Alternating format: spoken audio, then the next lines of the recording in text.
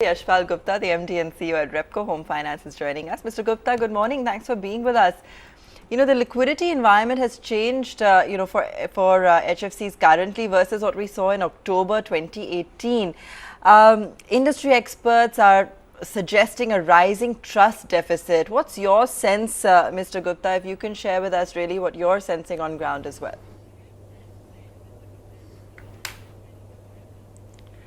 Yeah, good morning. Good morning. See, you are right that overall for the sector, the situation is slightly difficult, and there is to some extent the banks are reluctant, mutual funds are also reluctant to invest in NCDs and CPs of the HFCs.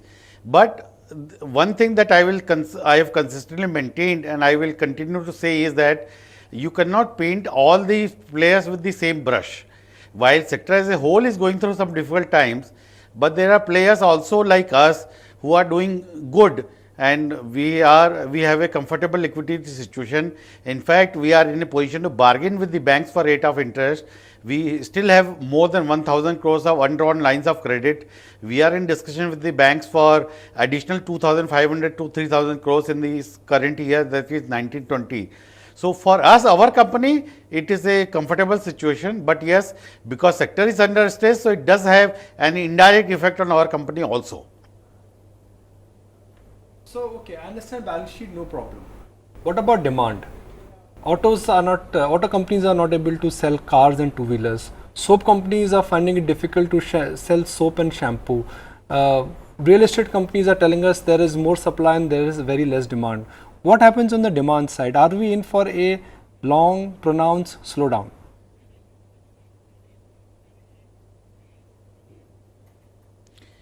See, demand is obviously a challenging factor. You are right that last couple of months or couple of quarters, the demand has been low. But that is more in organized sector segment like apartments and multi-story buildings. But our segment is basically self-constructed houses in tier 2, tier 3 cities. So their demand has slowed down, but still we expect it to continue because even in the first quarter, so far our growth rate has been quite good. It is not very high, but it has been decent. So, and we expect that the housing sector going forward is going to be major growth engine for the economy. The government of India, if it is to do something about growing the GDP, it will have to give something to the housing sector in terms of the maybe tax exemptions, in terms of the ease of construction, and in terms of maybe investment from the government also. So going forward in 3 to 4 years, I see a good pickup in demand. Right now it is a challenging period, but going forward we see a good demand in the housing sector. Okay, job creation is not happening. That's what data is telling us. You have a USP of giving money to borrowers which essentially have a salary, non-salary income.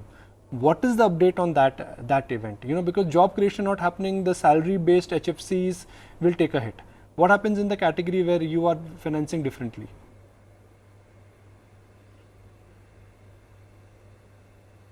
So in our category, what we find is that there are multiple factors at play.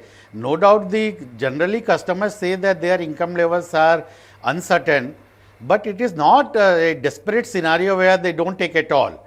And we are also tightening our norms. So we see definitely the sentiment is not very, very encouraging, but it is not very discouraging also.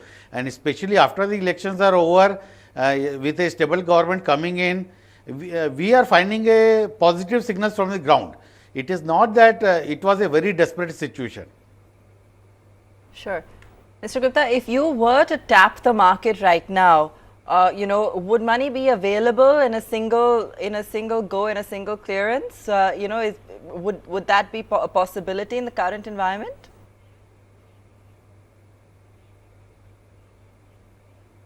Yeah, in fact, we have raised in this current quarter the CPs of 250 crores at sub 8% level, at around 7.85, 7.9% levels. So money is available. Even NCDs, we are in discussion with various players for raising between 500 to 1000 crores. It is available. Only cost is an issue. They are talking of 9.5+%, which we are not ready to take because we are getting from banks at a lower rate. So for us, money is available. And we have raised 250 crores also from CPs. Then we have raised another about 250 to 300 crores from banks. As I told you, we are in discussions. It's only the cost which is an issue. Availability of money for us is not a problem at this stage also. My next question to you would be clearly on the lines of this entire criticism which RBI is giving to HFCs and banks for not transmitting rates. Banks tell us that, look, अरे भाई rate कैसे कम करेंगे? Cost of borrowing is going higher. Cost of borrowing is not coming down.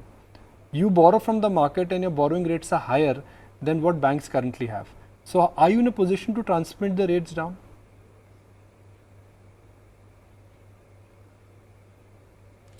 Okay, so on this I will divide this answer into two parts. Till last year from August to January the rates went up, our cost of borrowing went up by about 50-60 BPS, and that we passed on to the customer by increasing our rate of interest. But since February the rates are stable, while the cost of funds has not gone down, it is stable.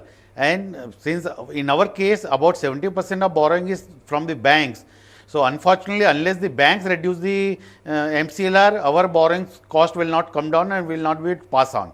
But after discussion with the banks, we are getting two outcomes. One is that definitely it seems that in next 6 months cost is not going to go up. So at least the cost will remain same. And probably they also expect that may not be 75 BPS cut, but about 25 BPS cut we are hearing from banks. It may happen in next 3 to 6 months. And if that happens, we will definitely pass on.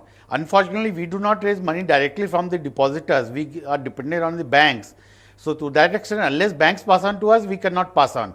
But going forward, we see a possibility of that happening in the current financial year. Mr. Gupta, thanks so much for joining us this morning and talking us through some of the latest that you're seeing there in terms of trends as well as how they're impacting you.